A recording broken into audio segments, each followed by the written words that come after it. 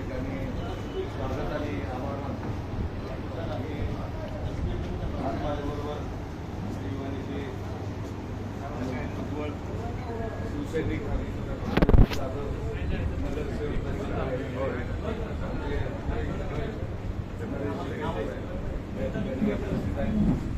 आणि या ठिकाणी आवर्जून सांगू इच्छितो की 241 तुळजापूर विधानसभा मतदारसंघाच्या या अनुषंगाने ही तुळजापूर पूर्वीपासूनच एक काँग्रेसचा बालेकिल्ला राहिलेला आहे आणि महाविकास आघाडीचं अधिकृत उमेदवार म्हणून या ठिकाणी मला तिन्ही पक्षाच्या वतीनं एक फॉर्म या ठिकाणी मी सादर केला. उमेदवारी झाली. उद्या आपल्या ठिकाणी या ठिकाणी मतदान आहे. परंतु या ठिकाणी काही जण म्हणायच्या ऐवजी समाजवादी पार्टीचे जे स्वतःला घोषित करतात की त्यांनी एबी फॉर्म पण या ठिकाणी भरलेला आहे, परंतु आमच्या नेत्याचे त्या ठिकाणी पोस्टर लावत आहेत. तर निवडणूक आयोगाला मी प्रत्येक वेळेस त्यांचे प्रूफ दिलेले आहेत की तुम्ही आदरणीय बाळासाहेब ठाकरे, उद्धवजी ठाकरे, शरदचंद्रजी पवार साहेब, राहुलजी गांधी, सोनियाजी गांधींचा या ठिकाणी फोटो वापरला आहे. आणि ही जागा महाविकास आघाडीच्या जी काही आहे त्यामधली नाही आहे, तरी पण एबी फॉर्म त्या पक्षाने दिलेला.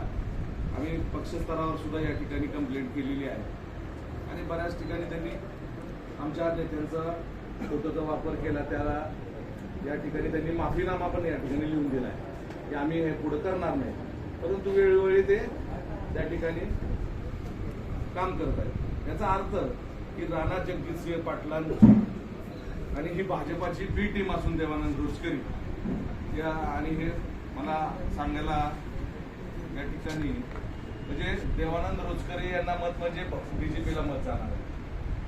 त्यामुळे मी मतदार बंधू भगिनींना या ठिकाणी आवाहन करू इच्छितो या सर्व पत्रकार बंधूंच्या माध्यमातून की हे जे देवानंद रोचकरी दिशाभूल करत आहेत हे चुकीचं असून त्यांनी आत्मपरीक्षण करावं की किती पक्ष हिंदून आलात आपण आणि किती पक्षात परत जाणार ते आधी ठरवावं आणि मग एखाद्या पक्षाचा तुम्ही एबी फॉर्म या ठिकाणी घ्यावा. आज आपण पाहिलंय की माझ्या कुटुंबात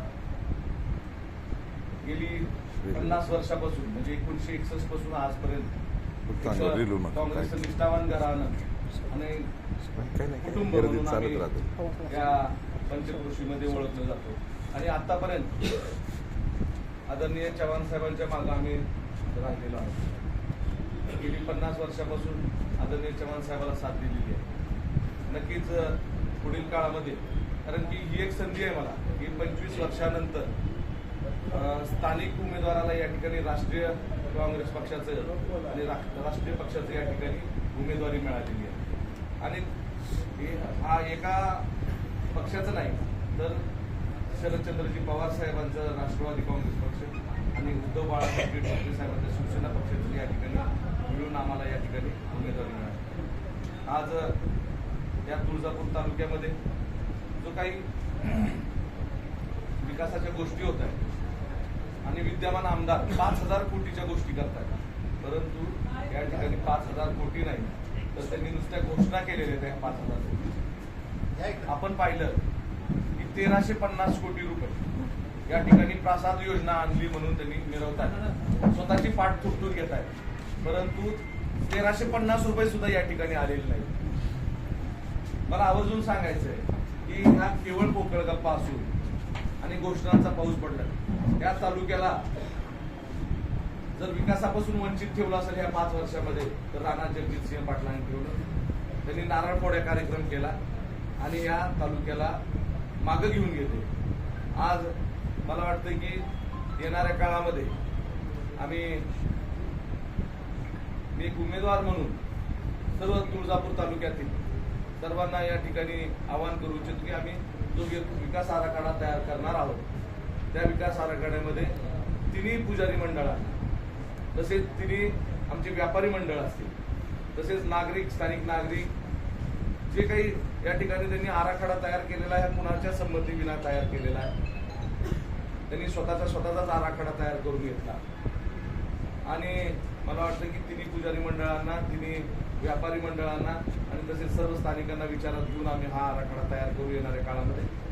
तसेच जो काही मंदिरचा विषय आहे, VIP पास, तसेच 500 रुपयाचा अभिषेक सुद्धा या ठिकाणी त्यांनी ठराव घेतला होता की सर्व पुजारी मंडळाला तर कुठंच विचारलं नाही की 500 रुपयाचा अभिषेक पास करायचा आहे का. कारण की गोरगरीब ज्यावेळेस इथे येतात 500 रुपयाचा सुद्धा या ठिकाणी अभिषेक करू शकत नाही, ते 251, 151चा अभिषेक करतात. मग मला वाटतं की 500 रुपयाचा त्यांनी ठराव का घेतला, त्या पुजाऱ्यांच्या पोटावर का पाय देतात हे आज राणा जगजितसिंह पाटील. मला वाटतंय हा 500 रुपयाचा अभिषेक पास सुद्धा या ठिकाणी आम्ही येणाऱ्या काळामध्ये रद्द करणार. महाविकास आघाडीचं सरकार तर येणारच आहे आणि आमचं हे सीट सुद्धा या ठिकाणी निवडून येणार ही ग्वाही या ठिकाणी देतो. आज एक भूमिपुत्र म्हणून या ठिकाणी तुळजापूर शहराचा एक उमेदवार म्हणून या ठिकाणी सर्वांना मी या मतदार बंधू भगिनींना मी या ठिकाणी विनंती करतो की आपण येणाऱ्या काळात एक स्थानिकचा उमेदवार म्हणून या ठिकाणी आम्हाला निवडून द्यावं. त्याच पद्धतीनं तुळजापूर अभियांत्रिकी कॉलेज फार महत्वाचा मुद्दा आहे. अभियांत्रिकी कॉलेज आजपर्यंत झालेलं आहे, परंतु त्यांचं तेरणा चॅरिटेबल ट्रस्टचं पण अभियांत्रिकी कॉलेज आहे. आज कित्येक कर्मचाऱ्यांच्या, प्राध्यापकांच्या या ठिकाणी पगारी होत नाही. तिथे ऍडमिशन सुद्धा कितीतरी झालेले त्यांनी तिकडे पळवून नेलेले ऍडमिशन. हा माझा स्पष्ट त्यांच्यावर आरोप आहे. हे कॉलेज बंद कसं व्हावं आणि माझं कॉलेज कसं चालावं ही त्यांची भावना या ठिकाणी आहे. आणि त्या ठिकाणी आम्ही आंदोलन सुद्धा केलं. बऱ्याच लोकांवर 353च्या केसेस घेतल्या. रास्ता रोको ज्यावेळेस केला त्यावेळेस हे सुद्धा या ठिकाणी आंदोलन आहे. नक्कीच या ठिकाणी येणाऱ्या काळामध्ये हे कॉलेज आम्ही शासकीय अभियांत्रिकी कॉलेज म्हणून येणाऱ्या सरकारच्या काळामध्ये करणार आहोत, जेणेकरून तेथील जे काही रोजगार निर्मिती असेल त्या भागातली इंजिनिअरिंग कॉलेज आमचं हे 1984 साली झालेलं इंजिनिअरिंग कॉलेज. बाहेर राज्यातली कितीतरी मुलं या ठिकाणी शिकली, मराठवाड्यातली शिकली, स्थानिक शिकली.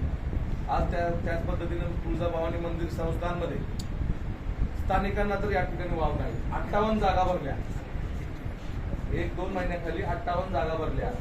एकाही भूमिपुत्राला या ठिकाणी नोकरी मिळाली नाही. एकाही तुळजापूर शहरातल्या नाही ना तुळजापूर तालुक्यातल्या. मग हे आमदार कशासाठी आहेत तिथं? त्यांनी प्रश्न उचलायला पाहिजे होता, तरी उचलला नाही. आपण बघितलं 21 TMC पाण्याचं श्रेय घेण्याचं, पाणी आणण्याचं, उजनीचं जे मराठवाडा सिंचन प्रकल्पाचं श्रेय घेण्याचा प्रयत्न केला, पण काम अर्धवट असताना तिथे ते उद्घाटनाचा डाग घालत होते. त्याच वेळी पण आपण सर्वजण साक्षीदार आहात की तिथं काय झालं, कशा पद्धतीने त्यांनी आरेरावी केली. आज मागच्याच महिन्यामध्ये कात्री या ठिकाणी ते गेले.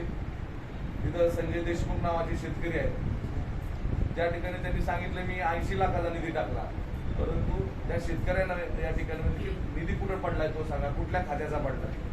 त्या ठिकाणी त्यांनी सांगितलं हे येड्या शांत बस म्हणलं. आज जर शेतकऱ्याला तुम्ही जर येड्या बनत असताल, आमच्यासारख्याला जर कुत्र्याची उपमा देत असताल, तर हे विद्यमान आमदार हे यांचे वर्तन बरोबर नाही. यांची दादागिरीची भाषा आहे, सत्तेची मस्ती आहे यांना, आणि ती जिरवण्याचं काम येणाऱ्या काळामध्ये 20 तारखेला सर्वसामान्य लोक या ठिकाणी करतील असे या ठिकाणी अपेक्षा आहे. आज बराच जो काही अनुशेष आहे आपल्या पूर्ण भागाचा, ह्या तुळजापूर तालुक्यामध्ये असेल आणि जिल्ह्यामध्ये असेल, जो काही विकासाचा अनुशेष राहिलेला आहे तो येणाऱ्या काळामध्ये भरून काढणार आहोत असंच या ठिकाणी मी ग्वाही देतो आणि थांबतो. जय हिंद, जय महाराष्ट्र. ओके.